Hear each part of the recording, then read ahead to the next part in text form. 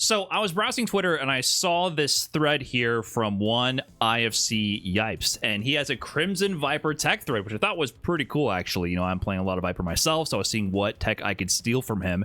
And I like a lot of the setups he had, and a lot of them, interestingly enough, were based around the meaty overhead, where he says here, plus 23 on knockdown is the magic number to connect her overhead or 6 medium punch.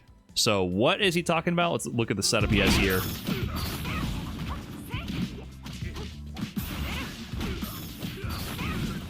So if you're not familiar with what's happening here, normally you cannot combo from Viper's overhead, right? It's hitting meaty, which is giving him a combo. And he even goes on to mention this plus 23 on knockdown magic number. Now, meaty overheads leading to meterless combos like that is not unusual. Like, it's pretty common and they can be pretty devastating. For example, one of my favorite ones is, of course, Terry here. Terry has a meaty overhead setup, which I used a lot to rob people. You go for a meaty overhead, you stop your combo short, and you just dish out like 60% out of nowhere. I stole so many games with that meaty overhead setup. It can be really powerful. I think this is like one of the most highest damaging meaty overheads in the game if it all lines up, but it's a really powerful thing to incorporate into your gameplay. But this got me thinking, like, how do people even figure out this stuff? Because even Yipes in his tweet mentioned the plus 23 magic number. So how do you even figure that out? Let's go back to Viper and explore that a little bit. So when you're looking at Viper and you want to even know if this is even possible, she has this overhead here, right? It says there with the frame meter on, start up 22 frames, and you can also do 2 frames right there on hit. You can see that it has that many frames of advantage on hit, but you can also see in the red there, it shows 3 little boxes when it actually makes contact with the opponent there. Those 3 boxes represent 3 active frames. If you have more than 1 active frame, you know that you have a potential way to hit them even later in the move to get more frame advantage. Make that advantage number go up. 4 is what you need. You need plus 4 because that's when you can actually get jabs to connect. And that's going to be your fastest move. So plus 2 is not going to cut it. And you can see here, like, the different ways to approach that. Like, how would you go about manually figuring this stuff out? And, you know, you can go and just do different things. You don't have to necessarily think too hard. You can just try different frame kills, like get a knockdown, try different setups where you purposely whip buttons to get airtight setups and see what you can get. Now, here's an example right there. Oh, we're on the DP, we're 2 frames there. Pretty good. So that means we're hitting right there with the regular overhead. And if we look at the frame advantage on the knockdown itself, you start to get an idea with this one, like what you're aiming for, because Yipes said we need to be plus 23. So after DP, we're plus 21 there. So we're not plus enough. We're still hitting right away with that first active frame and only getting a plus 2 in that scenario. However, we can try plus 22 instead. So with this like delay punch from the burn kick, you see we're plus 22.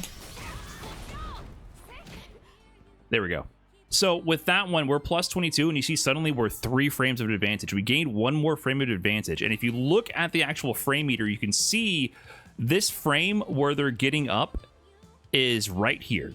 The next frame where they can actually get hit is the yellow after that. And you see our second active frame is overlapping with that yellow. And that's when we're hitting with them.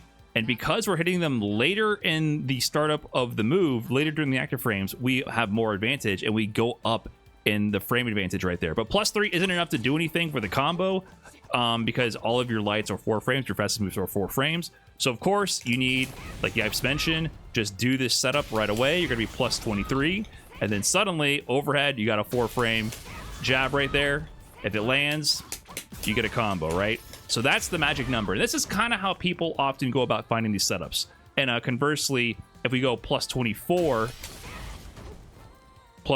right there, you see the overhead just whiffs because you've run out of active frames. You had too much advantage at plus 24 and the whole move just completely whiffs and they can stand up and punish you with 1 frame of difference. But with plus 23 perfectly, you get the meaty overhead and you get the 4 frame right there into the combo. And so that's kind of how people most of the time figure out these sorts of setups.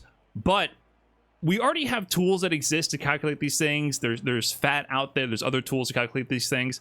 But I kind of wanted to nerd out myself a little bit because I think going through this process is really useful to understand how these things work and understand these things on the fly. So I'm gonna bust out some nerd shit real quick. Here's the formula, the proofs, the formal proofs for how to calculate your knockdown frame advantage. I've calculated out the formulas, and we have the actual equations so that you can understand the math behind how these setups operate, and you can definitively define how these things work. Now, you don't have to do this yourself. Like I mentioned, showed before, you can just mess around in training mode, or you use other tools available. But I like the nerdy shit, and I feel like this would help. So I have here calculating max frame advantage. So max frame advantage equals the base frame advantage of your move plus the number of active frames minus 1. MFA, max frame advantage, equals frame advantage plus active frames minus 1. And so you can clearly define how plus a move is going to be. You can know this right away in training mode without having to open up another tool or anything, right? So C.Viper's overhead, if we plug that into this formula, C.Viper's base frame advantage is plus 2 frames. The active frames are 3. We saw that it had 3 active frames because it had 3 red boxes on the frame meter. Therefore, we know without even recreating the setup or opening of the tool that C.Viper, at best, if it hits on last frame meaty, is going to be the base frame advantage plus the active frames minus 1, which means it's going to be at best plus 4. We can already theory craft how optimal we can get with the overhead before we even open up any other tools, just by looking at the game itself. We can just know this. And so therefore you can aim to recreate that in training mode. But then you saw how Yipes said the magic number is plus 23. So that means to achieve this perfect frame scenario, you need the perfect knockdown. How do you know what the perfect knockdown frame advantage is going to be? Well, you can calculate the max frame advantage setups. So if knockdown frame advantage, like when you knock down after a burn kick or whatever, we can call that knockdown frame advantage KFA. And if it's on the last active frame, we can call that KFAM, right? So a general formula, or a specific formula for the knockdown you need for the last active frame to get that meatiest version of the move possible for the most frame advantage. Knockdown frame advantage max over here is startup of the move plus number of active frames minus 2. And we can generalize that if we want to go further for active frame n, kf of n equals startup plus n minus 2. C.Viper has 3 different active frames, so you can go with active frame 1, 2, or 3, and you can see what frame advantage you need in the knockdown to achieve that. Sometimes you don't want to be 2+. Sometimes being 2+ will end up with situations where maybe on block you can't get a tick throw right away. There's occasionally times where you actually might want to be less plus to set up perfect just frame traps or tick throws or something of that nature, right? So if we go through this formula of C.Viper's overhead, startup is 22 frames. The base frame advantage is plus 2.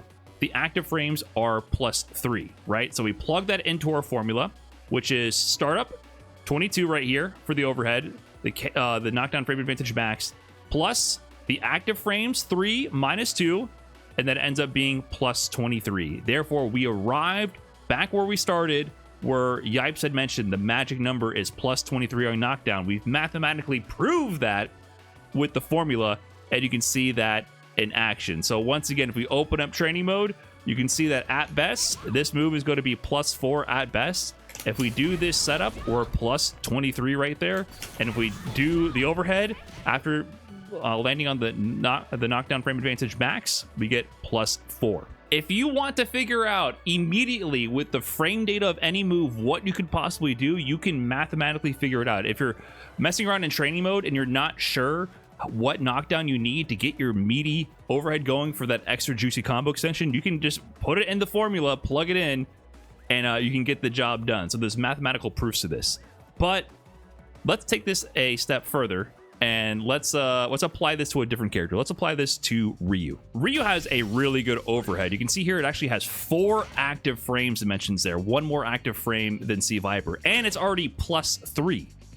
It's already plus 3. So based on the formula, you would expect the max frame advantage for this to be 3 plus 4 minus 1. The advantage on regular hit plus the number of active frames minus 1. So you would expect max frame advantage to be 6 frames, plus 6 on the last active frame of his meaty overhead. Now, as far as the actual meaty setup to achieve that, he has a startup of 20 and 4 active frames. So it would be the startup 20 plus 4 minus 2. That means we need to be at plus 22 in order to hit the max frame advantage on this overhead. And it just so turns out that you can really easily set this up with Ryu by doing a Tatsu Ender and then whiffing Standing Light Punch. Plus 22. This is a really, really common setup. I'm sure you've actually seen Ryu players use this. And based on our math, if we go for the overhead here and we do this setup properly at plus 22, we should get a plus 6 meaty overhead and be able to combo and do his crouching medium punch, for example, which would be crazy to get. So let's check it out. Plus 5. But the math, the proof. All the math, is it wrong? Was all this work for nothing? Am I wrong about the formula? I did the math right. I mean, this formula I abided by, it doesn't work. I mean, if it did work, you would for sure have already seen Ryu's doing this setup and going into crouching medium punch into full combos. Instead, what you see is Ryu players doing something like this.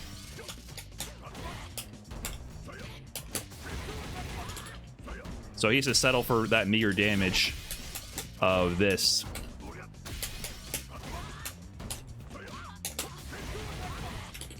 Yeah. So unfortunately, Ryu cannot go meaty overhead into crouching medium punch. He has to settle for like baby damage, like meaty overhead jab EX Tatsu into level 3, right? Yeah, you know, Ryu, he definitely needs more damage. So what's going on here? Why are we plus 5 and not plus 6? Well, there is like a little pitfall with this formula, and that's you got to check if it's a multi-hit move, because that means each hit has its own independent amount of block stun going on. So let's bring up Fat here again, and let's check out Ryu's Collarbone Breaker. This is the move we're just looking at, and you notice like his active frames here. It's 1 active frame and then 3 active frames. So it's not capped or anything. It's not hard-coded. The thing is, each one of these active frames does an independent amount of hit stun. And so it's relative to the active frame that you're actually hitting with. So really, this is when you hit with the second active frame or the second hit of it, you're actually having a move that has a minimum of 20 frame startup and 3 active frames. So the formula still applies. If we go to the formula for this example, Ryu overhead is 3 plus 3 minus 1, which is 5. It's not 4 active frames. For hitting on this second hit, it's actually only going to be plus 5. And then the startup for this one is going to be 21 frames, not 20. And the base frame advantage is going to be plus 3. Active frames equals 3. And therefore, startup is 21 plus number of active frames minus 2. So that will be plus 22 like we found. So the math still holds up. It just has a little bit of intricacies here if you have 2 hits on the overhead. And basically, none of this shit matters if you know how to go into training mode and just manually do these types of setups. And like I mentioned before, Fat now has calculators for this, and people just share these setups on Twitter all the time. Yipes has the whole thread going over meaty overhead setups.